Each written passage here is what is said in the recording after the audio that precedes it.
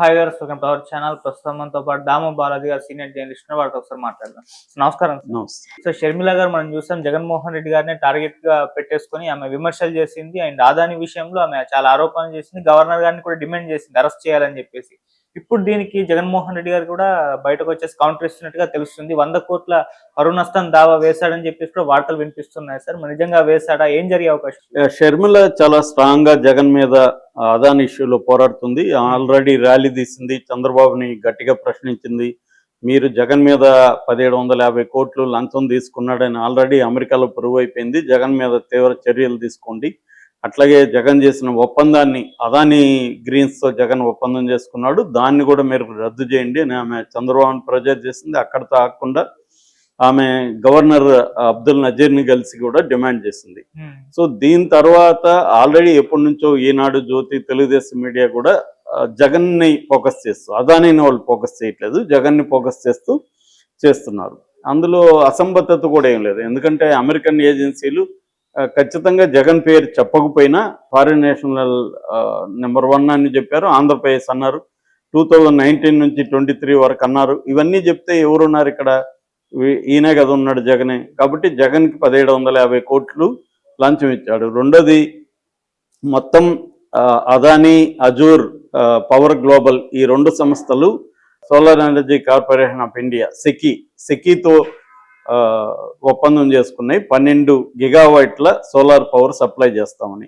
సెగి వేరే రాష్ట్రాలకు అమ్మాలి, ఆ రాష్ట్రాలు కొనట్లేదు. కాబట్టి అదానీ రంగంలో ఇది జగన్తో మాట్లాడాడు. జగన్ అవుట్ ఆఫ్ 12, 7 గిగావాట్ల కొనడానికి జగన్ ముందుకు వచ్చాడు, ఒప్పందం చేసుకున్నాడు. మిగతా 4 రాష్ట్రాలు, తమిళనాడు, ఒరిస్సా, ఛత్తీస్గఢ్, తర్వాత ఇది జమ్మూ కాశ్మీర్, ఇవి వీళ్ళతో ఒప్పందం చేసుకున్నాయి సెకీతో. మిగతా 5 గిగావాట్లకి. సో అంటే 7 గిగావాట్లు ఈయన ఆ టైంలో ఒప్పందం చేసుకోవడం, 1750 కోట్లు ఈయనకి ఇచ్చాడని చెప్పడం, అప్పుడే అదాని అనఫిషియల్గా వచ్చి జగన్ని కలిసేసుకోవడం, ఇవన్నీ చూసినప్పుడు జగన్కి ఇచ్చుంటాడని అందరూ నమ్ముతున్నారు. కాకపోతే తెలుగుదేశం కానీ లేకపోతే పవన్ కళ్యాణ్ కానీ వీళ్ళు గట్టిగా జగన్ ఇష్యూని మాట్లాడుతున్నారు తప్ప దాని మీద చర్య తీసుకునే పరిస్థితి లేదు వాళ్ళకి. ఎందుకు లేదంటే అదాని మీద చర్య అదాని కదా ఇచ్చింది, జగన్ మీద తీసుకుంటే అదాని మీద తీసుకోవాలా. అదాని తీసుకుంటే అదాని ఒప్పందాలు ఇక్కడ చాలా చేసుకున్నాడు, ఆ ఒప్పందాలన్నీ రద్దు చేయాలి, లేకపోతే వాటిని సమీక్షించాలి. గంగవరం పోర్టు ఇట్లాంటివంతా ఇచ్చున్నారు. సో అందువల్ల ఇప్పుడు అదాని మీద చేసుకోవడం అంటే మోడీ మీద చేయడమే. సో దానికి రెడీగా లేరు పవన్ కళ్యాణ్ కానీ చంద్రబాబు కానీ. సో అందుకని వాళ్ళు యాక్షన్ తీసుకోవట్లేదు, ఓన్లీ ప్రచారం వరకు మాత్రమే పరిమితం అయ్యారు.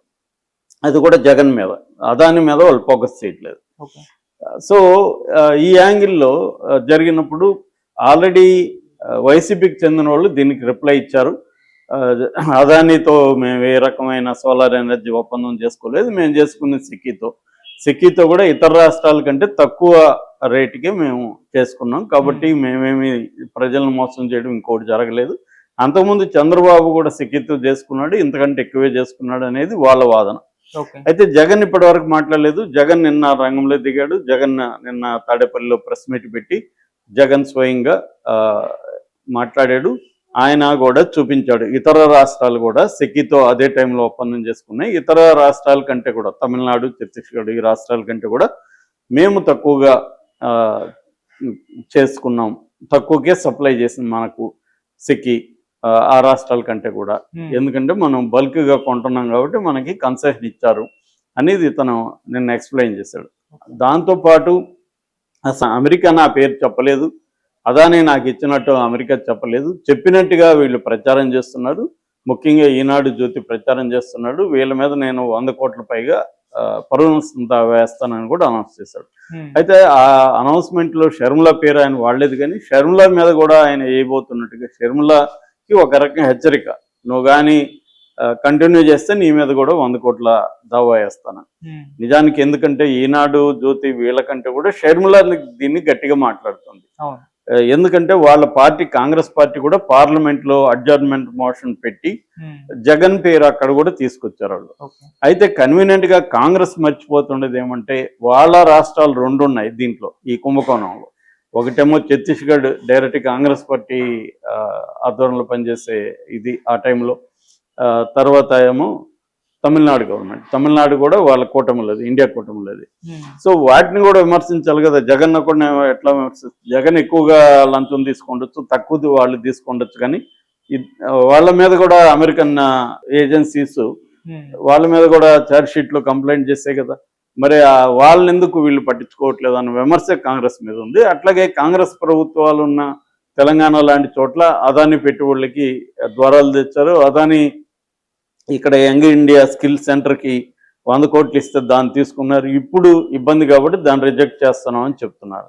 అంటే క్లియర్గా కాంగ్రెస్ ద్వంద్వ వైఖరి కూడా ఇక్కడ కనబడుతుంది. అయితే ఇప్పుడు జగన్ పరిస్థితి ఏంటి అనుకున్నప్పుడు, జగన్కి ఈ కేసులో మాత్రం పెద్ద ప్రమాదం వచ్చే అవకాశం లేదు. ఎందుకంటే అదానిని మోడీ సపోర్ట్ చేసినంత కాలం జగన్కి ఈ కేసులో చంద్రబాబు ఇబ్బంది పెట్టే అవకాశం లేదు. కానీ ఓవరాల్గా చూసుకున్నప్పుడు చంద్రబాబు ప్రభుత్వం జగన్ని ఒక పద్మవ్యూహంలోకి నెట్టేస్తుంది. జగన్ అంతకుముందు ఎలక్షన్ ముందు పద్మవ్యూహంలోకి చిక్కోవడానికి నేను అభిమన్యుడిని కాదు, నేను అర్జునుడిని అని ఆయన ప్రకటించాడు. కానీ ఇవాళ చూస్తే జగన్ పద్మవ్యూహంలో ఇరుక్కున్నట్టే కనబడుతుంది. ఒక పక్క ఇటు రాజ్యసభ సభ్యులు కావచ్చు, ఇటు ఎమ్మెల్సీలను కావచ్చు లాక్కుంటున్నారు. రెండో పక్క ఇంపార్టెంట్ నాయకుల్ని కూడా తమ వైపు వాళ్ళు బాలినేని లాంటి వాళ్ళని జనసేనలో కానీ తెలుగుదేశంలో కానీ చేర్చుకుంటున్నారు. మరోవైపు ఏంటంటే కేసులు, నందిగం సురేష్ ఆల్రెడీ జైల్లో ఉన్నాడు. 100 మంది మీద కేసులు ఉన్నాయి. ఆల్రెడీ పోసాని చేతులు చేసి గుడ్ బై కొట్టేశాడు. శ్రీరెడ్డి గుడ్ బై చెప్పేసింది. ఆలీ రాజకీయాలకు నమస్కారం చెప్పాడు. ఇక సజ్జల భార్గవ్ మీద కేసులు ఉన్నాయి. ఈ రోజు రేపు అరెస్ట్ చేస్తారు. వరా రవీందర్ రెడ్డి అరెస్ట్ అయ్యాడు. ఇంటూరి రవికిరణ్, బోరుగొడ్డ అనిల్ వీళ్ళందరూ ఆల్రెడీ అరెస్ట్ అయ్యారు. ఇక కొడాలి నాని వంశీ మీద కూడా ప్లాన్ చేస్తున్నారని చెప్తున్నారు. అట్లాగే సజ్జల రామకృష్ణారెడ్డిని కూడా లోపలేసే కార్యక్రమం ఉంది. మరోవైపు చెవిరెడ్డి భాస్కర్ రెడ్డి మీద పోక్సో కేసు పెట్టారు. ఇక అధికారుల మీద, అధికారులు జగన్కి సపోర్ట్ చేసిన సిఐడి అధికారులు కావచ్చు, ఐఏఎస్లు కావచ్చు, వాళ్ళ మీద కూడా క్రాక్ డౌన్ అనేది మొదలైంది. ఆల్రెడీ త్రిపులార్ రఘురామకృష్ణరాజు కేసులో విజయపాల్ని అరెస్ట్ చేశారు. మిగతా వాళ్ళని కూడా సెన్విల్ కుమార్ని కావచ్చు, సిఎస్ఆర్ ఆంజనేయులు కావచ్చు, వీళ్ళంతా కూడా అరెస్ట్ చేసే అవకాశం కనిపిస్తుంది. సో మరోవైపు షర్మిలాని కూడా బ్రహ్మాండంగా ప్రోత్సహిస్తూ కుటుంబంలో జగన్ ఎలా ఫెయిల్ అయ్యాడు, సొంత తల్లికి చెల్లికి ఎలా అన్యాయం చేశాడనే ఆస్పెక్ట్ని కూడా వాళ్ళు బలంగా తీసుకొచ్చారు. అట్లాగే లడ్డు లాంటి విషయంలో కూడా జగన్ ఇరికించే ప్రయత్నం చేశారు. ఓవరాల్గా ఏంటంటే జగన్ సైన్యం అంటే సైన్యాధిపతులు, దళాధిపతులు, పదాధిపతులు, మంత్రులు, అధికారులు, ఇలాగ జగన్కు ఒక బెటాలియన్ సైన్యం ఏదైతే ఉందో ఆ సైన్యంలో ఒక్కొక్క సెక్షన్ని అటాక్ చేసుకుంటూ వస్తున్నారు. సో అంటే ముందు జగన్ని బలహీనం చేసేసి ఇప్పుడున్న స్పీకర్ ఒకప్పుడు చెప్పినట్టుగా ఆయన లీక్ అయిన దాంట్లో అయ్యన్న పాత్రుడు జగన్ని పొలిటికల్గా చంపేయాలి, ఒక పాము అది బతుకుంది ఇంకా అనే ఆస్పెక్ట్లో చేస్తున్నారు. ఇది ఎవరైనా చేసేది. జగన్ ఉన్నప్పుడు కూడా ఈ పార్టీని నిర్వీర్యం చేయడానికి జగన్ కూడా ట్రై చేశాడు. ఇక్కడ ఇప్పుడు రేవంత్ రెడ్డి కూడా బీఆర్ఎస్ నిర్వీర్యం చేయడానికి ఆల్రెడీ 10 మంది ఎమ్మెల్యేలు తీసుకున్నాడు. అదేవిధంగా చంద్రబాబు ప్రభుత్వం కూడా జగన్ని పొలిటికల్గా కిల్ చేసేయాలి, మళ్ళీ పైకి రానివ్వకూడదు అన్నది వాళ్ళు చేస్తున్నారు. ఇది ప్రతి పార్టీ చేసేదే. కానీ ఇప్పుడు జగన్ ఈ వ్యూహంలో ఇరుక్కున్నాడు. ఇటు కేసులు, ఆర్థికంగా దెబ్బతీయడం, కుటుంబ పరంగా ఇబ్బంది పెట్టడం, పార్టీ నిర్వీర్యం చేయడం, ఇట్లా మల్టీపోల్డ్ స్ట్రాటజీస్తో జగన్ని ఒక పద్మవ్యూహంలోకి తీసుకెళ్ళిపోయారు. దీని నుంచి జగన్ ఏమాత్రం నిలబడతాడనేది ఇంపార్టెంట్. అయితే దీన్ని ఈ స్థాయిలోనే ఉంటుందా, ఇంకా జగన్ కూడా జైల్లో పెట్టే పరిస్థితి, పర్మనెంట్గా జైల్లో పెడతారా అనేది మోడీ మీద కూడా డిపెండ్ అయి ఉంటుంది. మోడీ జగన్ని జైల్లో పెట్టాలని డిసైడ్ అయితే జగన్ని ఎవరు కాపాడలేరు.